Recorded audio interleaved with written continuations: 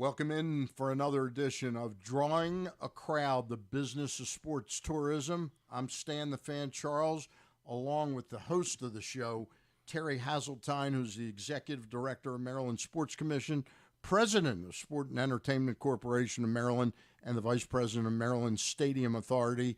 And our guest today is Jeff Newman, President and CEO of the Maryland Five-Star Event Committee. We are only, gentlemen, we're 26 days away from the fourth rendering of this event. Terry, let's start with a little history.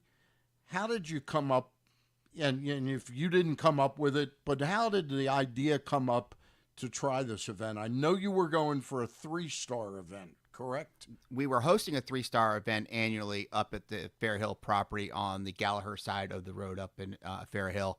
And during that time frame, there was energy to try to jump it to a four-star, because at the time eventing was only ranked 1 through 4, and we got into a bid process along with Fair Hill International back 20 I can recall the dates now, but probably like around 12 to 14, somewhere in that process, right after the state had done a analysis on a horse park system versus a horse park specific, and identified Fair Hill as the outdoor equestrian facility for the horse park system. And myself and a couple other folks, put our head together because the United States was looking about adding another four-star to the market. The other one at the time was Kentucky. And we went through a rigorous bid process with the United States Equestrian Federation and with the FEI to secure another one in the United States. We bid against Tryon, we bid against Florida, we bid against some other very formidable foes. And because the state was ready to make a commitment to redevelop the Fair Hill property, yeah, that we won the rights to the four-star. But however, as we won the rights to the four-star, the eventing industry decided that they were going to go to the other rankings that were associated with all the other sports of jumping, dressage, and others, and went to a five-star system. So it kind of put a little pause in the award of the four-star. And then they came back to us and asked us if if they were going to put 5 stars into the equation, would we pursue it? And we said without hesitation, yes, because we're building the facility for the purpose of hosting the highest level of competition in the eventing space. Just so we know, in eventing, what would the difference be between the 4 and the 5? Is it in the difficulty of the cross-country event, essentially? It's going to be the difficulty of the jumps. It's going to be the length of the course, and it's going to be the differential of time also in the last day, which is show jumping, and the like, and then the expectation on dressage level of competition. Right now, the Olympics are done at a four-star, so the 5-star is just that much more difficulty. And at the present time, hosting the best of the best in the world is something that we're really proud to do. And Jeff, and who we have here today, is obviously the catalyst behind bringing it to life. And this conversation belongs in Jeff's world. Well, before we get to Jeff, and we are going to pepper him with some questions, but seriously, I'm going to let you. I've known Jeff now for 4 years, but introduce him to our audience and what it was about Jeff that you thought made him uniquely qualified. This is one situation where I've got the co-host hired the guest. Yeah, so I've known Jeff for close to 20 plus years. We actually met each other in Kentucky when he worked for Blue Equity, where we did an AVP volleyball event together. And seeing him transform a riverfront that has no beach into a beach property and bring in the best of the best in the world, at the time, Misty May, Kerry Walsh, Dahlhauser, and all those folks who were performing on the AVP tour. And he and his organization put on a world-class AVP volleyball event like no other. And then he and I stayed in touch over the course of time. We went our separate ways, went on. And then, Jeff went on and had a very good career in tennis and worked, for other organizations at a very high level. And then when we went out for the fact that we were going to be hosting a 5-star equestrian event, our paths crossed again, and Jeff reached out and said, hey, this might be something of appetite for me. And I literally went to, the head of our committee and our structure at the time and said, the guy that is perfect for this job just raised his hand. We need to pursue him and lock him up. And we locked him up, and here he is 5 years later still doing it. Jeff, the thing that I find fascinating about your involvement with the Five Star is you really knew nothing of eventing really before this getting this job. Is that correct? Honestly, hadn't heard of the sport ever. Yeah, so I love that. what really intrigued me about it, obviously, was what Terry created in the Sport and Entertainment Corporation of Maryland. This new nonprofit that was going to bring major sporting events to the state and the ability to produce those. On top of the fact that I hadn't been in the equestrian space before, it was a personal challenge and something I hadn't done before that really just intrigued me. So the whole tradition of the Maryland horse industry, the fact that the state put in millions of dollars into a new facility, and the opportunity to really create an event from scratch was, something that all event producers love. And so great story in terms of what we're offering, to the public. So it was just really intriguing altogether. And so, yeah, I'm really obviously thankful that Terry and I connected. I find one of the most interesting issues of your career running this eventing event was the first year. In other words, this is going to be your fourth year. It would have been your fifth year if not for the pandemic. How was that preparing for something? Because you'd probably been preparing for the first five-star event in Maryland for 9 months to a year. And when was it decided, refresh my memory, that it's just not going to happen this year? How disappointing was it? But in some ways, how, did you take a deep breath and go, wow, I think we can really do this right the first time now because we had this extra time? It was really day by day. Every single day was a new chain of events as far as the pandemic goes. So we were just learning each day what we were facing. And so I would probably say, once things really started to get bad in March, I would say, of 2020, it was around June, summertime, where we just said the best thing to do is pause the event and do it in 2021. And so could it have been an opportunity for us to, I think get a lot of competitors worldwide because they were all looking for still competition? Probably, but it just wasn't in the best interest when there were so many unknown factors with the pandemic. So we all just feel like we made the best decision, not only for the event, but really for the people who want to attend the event, to postpone it to the 2021. You got a question? Well, I think, go back a little bit. I mean, obviously we didn't deliver an event that first year, but Jeff and team, you remember the exercises that we were going through in the office about we got to deliver something. And you created a project and a program to do it, some type of virtual program. Can you talk about that a little bit? Because that was kind of unique, trying to put the energy behind an event, but doing it virtually. Well, I think everybody was figuring out what does virtual mean, and the pandemic really brought that to reality pretty quick. So, and what a Zoom was. And what is exactly. So we were all learning as we go too, but actually it helped all of us learn the sport better, frankly, and it learned the athletes better. And obviously, and how to present something virtually was a great learning experience too. So I think it really helped us create awareness for what eventing is and what we were going to bring the following year, to Fair Hill. So it was a great opportunity for storytelling, really, and showcasing what you're about to see next year. So, and it went really well. We had a great audience, and sponsorships were supportive of it. And, I think it gave us really, a great platform to introduce it the following year.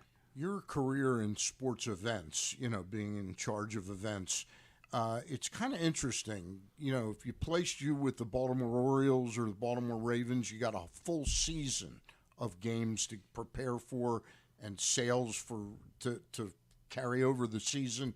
How different is it when it's a one-time event, even though it's 4 days, but like a tennis event is a week long, but you only get one chance to do it each year? Yeah, there's no mulligan in events. You have to get it right the first time. So, the clock's ticking, and it's amazing how fast the year goes by. Yeah. But, that's also an advantage, too. I think certainly from spectators and sponsorships, it gives you a finite period of time to really enjoy it, entertain clients in a very short period of time, whereas a season, it could be exhausting, frankly, if it takes that long. But, for us as a single week event, there's a lot packed in a little bit of time. So we think it's a great advantage, and it's one of the things that makes events so unique is that the experience is awesome, and the live experience in particular with eventing is something you've never seen. Terry, the state of Maryland, through Governor Hogan and now Governor Moore, yes, has invested a lot of money in this right now. Yes. Is the state getting its return on investment at this point in time, or is it still so early in the game that the long range outcome is what you're really in this for? Well, at the end of the day, the state is seeing its return. Some things have transitioned since the onset of the event. With the Great Wolf Lodge opening in Cecil County, now we're able to move some of the overnight, lodging into the state of Maryland. Jeff's team's done a great job in lifting the sponsorship realm. We got some private donations. But overall, the event is meeting some of the economic thresholds that we stated it would do in its early years. And as Jeff has alluded to, and will probably allude to again, is that as we continue to build and grow this product year in and year out, and it becomes a known commodity on everybody's bucket list, it will continue to maintain a steady growth for Maryland's economy in the northeast quadrant of the state. But it really has a really great regional impact because it's such a mid-Atlantic event because of where the property sits. So not only are we helping Maryland in its economic gatherings of the activity, it's helping Delaware, Pennsylvania, and even southern New Jersey, to a degree.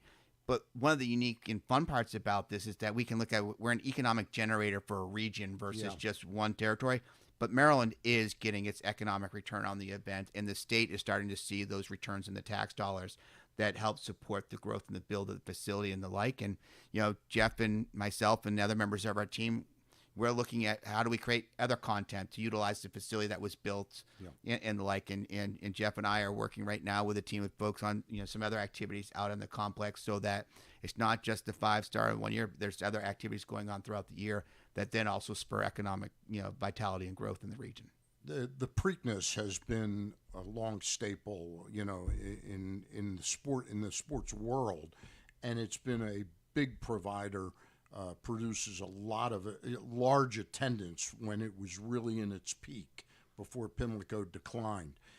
Terry, I think you told me this about 6 years ago, that eventually this event could be like a yearly Preakness. Yes. And I'd say at the Preakness, I think its high point was about 145 or 150,000 people for the one day. And they've added the Friday, has become a big event. Yeah. Is this something that's realistic 10 years from now, where we're saying that 125,000 people attended this event over the 4 days? Well, it's a busy time of year in October, so certainly there's a lot of choices in October, but the potential's there. I mean, Kentucky does get annually about 80,000 people. Okay. The other events overseas and in the UK, now they have 70 years of history, get anywhere from 150 to 175,000 people. So the potential's there. I think, as it continues to become more of a household name, hopefully, as far as Maryland 5-star and the name recognition, we want that same recognition as a Preakness. Now, it's taken 150 years for Preakness to get that, but the potential's there. So we just want people to think about Preakness in a way, or the event, like Preakness, that every spring, I plan my calendar on going to Preakness. Well, we want people to think that way in the fall. Again, there's a lot of choices, but this only happens in a week. There is full schedules for whether it's baseball or basketball. You can attend a game any time of the year over 6 months, but this happens in a week, and we want people to choose our week, and then obviously attend the other sporting events as well. But we think the potential is there, but it's going to take time. It's interesting, though. The Preakness, we know, is always the third Saturday in May. This is not set exactly like that, is it? In other words, it's around the same time, but it's not, you can't set your clock to it that way. Yeah, I mean, there's some flexibility in moving on the calendar, but we also have to think about the other events that are in Maryland. So October is actually labeled as Maryland Horse Month. because there is the Maryland Million, there is the Washtenaw Horse Show, and one precedes and one follows us. So there's 3 weeks of major equestrian events. So we have to be sensitive to that as well. But, we don't really want to shift dates too often. We want people to think of, what weekend is Maryland 5-Star Fair Hill.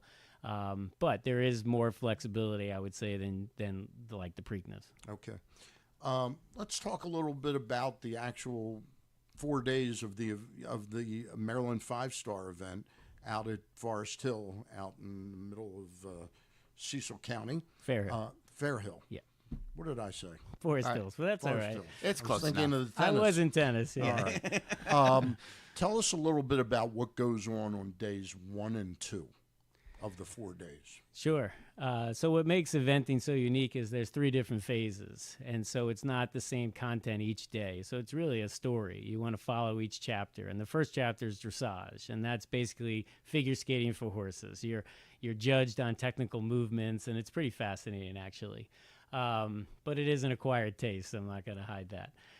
What's really defines eventing is cross country. You don't see that in any other equestrian sport. And that takes place on day 3. That's on Saturday, exactly. And so if anybody is thinking about coming to the event and have never been but only have 1 day to go, that's the day to go, Saturday. And then it culminates with show jumping as the last phase on Sunday, which is really exciting as well. I mean, every rail matters. And so you can come out all 4 days to see how it all unfolds, and the same athlete and horse have to compete in all 3 phases. Or you can come out for a single day and still enjoy it. But, obviously we are encouraging people to come for multiple days because it gives you a chance to see the full competition because each day is different. So, and then there is Wednesday as well, which is what we call the jog and the horse inspection. It is open to the public if you wanted to attend. And essentially it's the athletes get dressed up, they bring their horses out, and all the vets. It's like a dry run for a concert or something like that. In a way, yeah. It's really just to make sure that the horse is healthy, but it turns into an activity and a fun activity where the vets have to make sure that, they're ready for this competition. And is that free for people that day? It's free, yeah. Okay. Yeah. That's Wednesday, the 16th of October. Exactly. And tell us real quick what's going on Monday, because I found that fascinating, that because you got all this decorative plants and things with mums and all that. What goes on Monday the 21st? Yeah, we try to make it community events as best we can and try to benefit the community. So we purchase a ton of flowers, a ton of floral arrangements for these cross country. And the cross country course is 4 miles, so it's a lot of floral arrangements.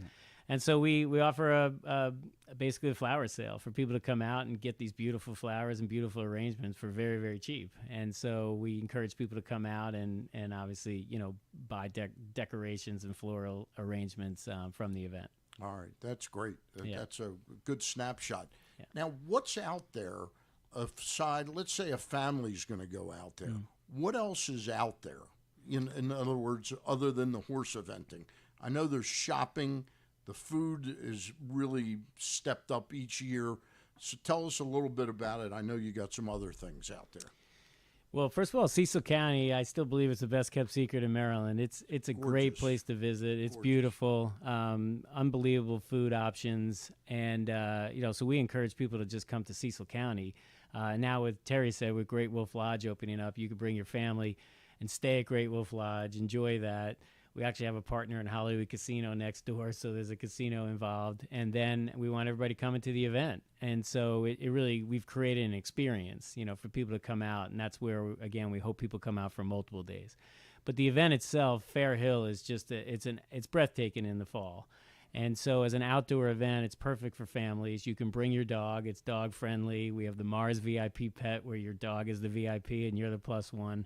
And then we have a beer, wine, and spirits festival. We have the Maryland Corgi Cup. We have a fresh food fest. And you got stuff for kids, right? And we have a kid zone. So all those combined, create a great family experience. And so each day, if you bring your family out, plus we have retail shopping. We have over 100 vendors that can offer a wide variety of products and services that you can purchase. So between shopping and all the different festivals and special events we have, on top of eventing, it's a pretty cool experience.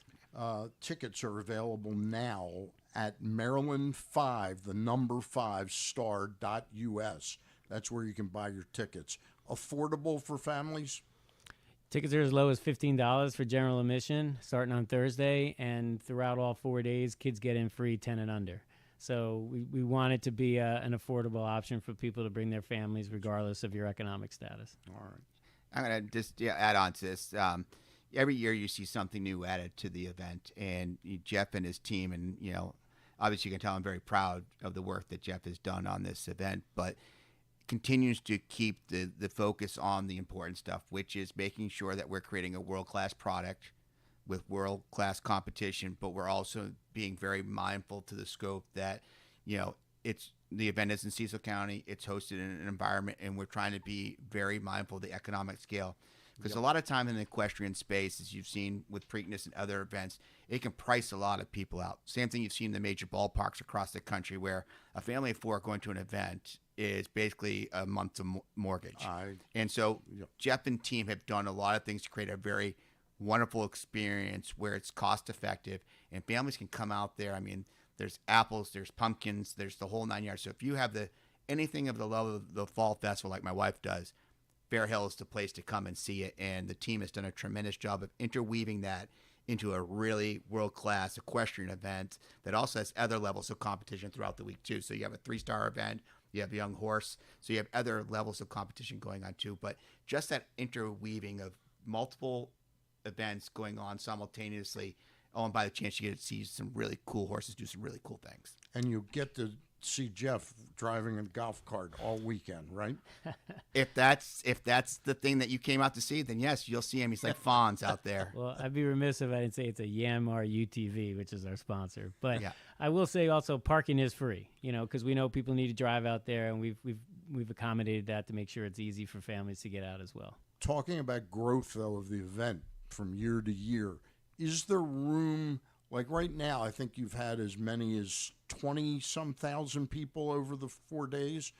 Could you handle 40,000 people? Like if tomorrow, all of a sudden, the winds blew the right way and you got 40,000 people a day on Saturday and Sunday, is there room out there to accommodate them, or it's got to grow incrementally?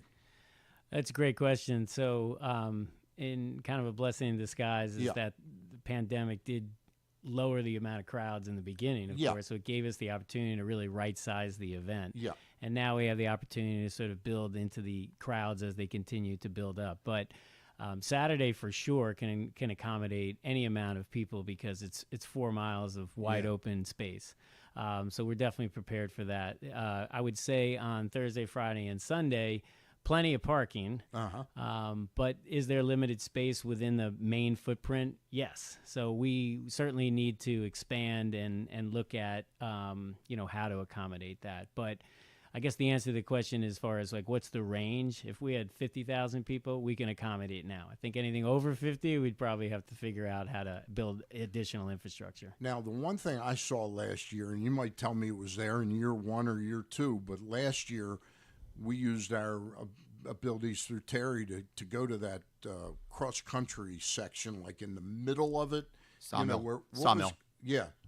It was just an absolutely unbelievable view out there. Are there any new wrinkles this year like that, new places to watch the cross-country event? Because it is, if folks haven't been there, it is absolutely spectacular. Well, all the obstacles we think in cross country are a spectacle, and we try to obviously get themed obstacles around Maryland. So where you're referencing with Sawmill is where we have our crab water complex. So it's really our sort of like a golf event, our signature hole, if you will. And we serve crabs up there through the Wellwood, and makes it a great time. But we created last year something in what's called Timberfield near the arenas called the Sunken Road Complex. And it's really cool. So we're trying to stretch the crowd out throughout the course by creating new obstacles. Right. So we're building off of that from last year to really make that almost the second key destination for people to go to. But it is definitely unique for our event that we have 3 fields, one called Timber, one called Middle Hayfield, one called Upper Sawmill. And each of them are its own destination. Most other equestrian events, it's just a flat, open cross-country course, whereas we have great terrain and again, almost destinations per field. So, but there's always going to be new surprises with the cross-country course. We actually can't talk about them because it gives competitors an advantage if they hear about it. So you'll have to wait and see when you come out. Can you go out there the day of the event and rent binoculars? You can't rent binoculars. You can't rent them, but do you advise people if they have them to bring them? No, because you can get right up along the ropes. I mean, Okay. it's probably as accessible as possible to see every obstacle. And if you're attending dressage and show jumping, our seating is right up against the railing. So you're going to feel and see it. You hear the horses and all their noises and all their grunts, and it's really accessible and easy to see. But what I would recommend is not binoculars, but again, going back to Jeff and his leadership and his marketing team, get the earpiece. Get the ear radio, because when you're watching it, and if you're a novelist to the sport and you don't know what's going on, having the ear radio, hearing the commentators talk about what you're seeing and what is being showcased, gets you a little bit of inside knowledge on what you're actually watching. That's absolutely. So you're hearing it from someone who has the background and the knowledge of the sport, and then you're watching in person, like, oh, that's what that's called, or this is what it's associated with. And they're really inexpensive, but they're really great addition to the event because, like I said, you're hearing straight from someone who actually knows the sport telling you what's going on. I think that's a great point, is because there's an education that goes with a new event new event to so many people. Yeah. And I think it's important to have that aspect. Yeah, it's called MD 5-Star Radio, and for $20, very cheap, you can have an earpiece that tells you exactly how the sport is being scored, all the athletes, their backgrounds. It really will help educate you on what the sport's all about pretty quickly. It's an interesting topic I've never talked to you or Terry about. How many media cover this event? Is this covered in a worldwide fashion? And what's the number? Is it 200 reporters around the world cover this, or is it more? Going back to why it makes sense for Maryland, this is a giant infomercial for Maryland. Yeah. I mean, internationally, regionally, nationally, it's called the Maryland 5-Star, and it's at Fair Hill. So it is said umpteenth times, obviously. We tried to get the name Press Box 5-Star, but it didn't pass. But because it's an international competition, we have athletes from all over the world, and all the publications and media follow their athletes. So we'll get press from the UK, obviously, a lot of British publications, French, a lot of European-based media. So I would say last year we had about 50 credentialed media each day, attending the event, and then on top of that being followed worldwide. So we have a live stream coverage worldwide, and we also, again, have Maryland Public Television back as our regional coverage. So if you can't attend the event, you can certainly watch it as well. Now, I've got one last question for you. With the advent of sports betting, is there betting anywhere in the world on this event? If I went to the one in England or something like that, and is that potentially coming to Maryland?